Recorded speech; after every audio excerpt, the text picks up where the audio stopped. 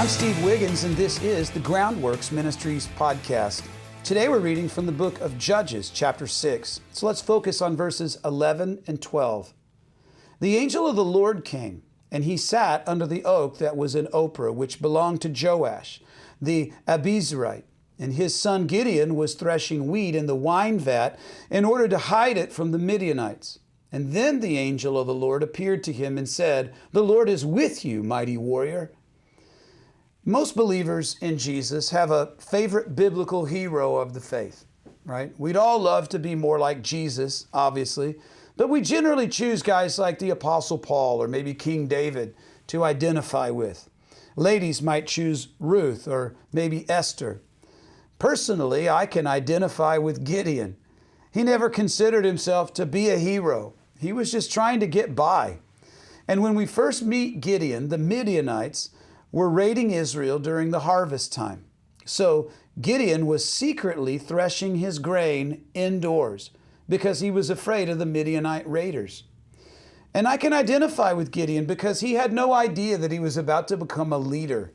As a matter of fact, he just wanted to be left alone and live his life in peace. Gideon wished that he were invisible, and yet God was about to thrust him into the spotlight. But because Gideon's faith was low, he couldn't visualize himself as a leader. So when the angel of the Lord visited Gideon, by the way, the angel of the Lord is an Old Testament title for the Messiah. Jesus, we know him as. When the angel of the Lord, Jesus, visited Gideon, the first thing that he did was to pronounce Gideon as God had created him, to be a mighty warrior. That was his calling. God was letting Gideon know that he desired to lead Israel through Gideon. And God would be Gideon's strength. Therefore, an otherwise weak and low-esteemed individual was about to be at the center of God's miraculous deliverance. So how do you view yourself? Are you a leader? More importantly, are you willing to let God lead you? If so, be prepared for the Lord to visit you during times of great trauma and stress in our culture. And don't we live in them now?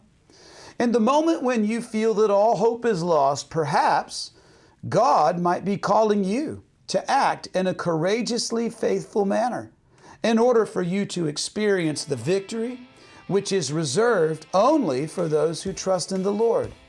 So, are you willing to follow Him anywhere, at any time? Well, then the Lord is with you, mighty warrior. I'm Steve Wiggins, and this is the Groundworks Ministries podcast. You know, Groundworks Ministries exists because of the faithful donations of people like you, and we do need your donations.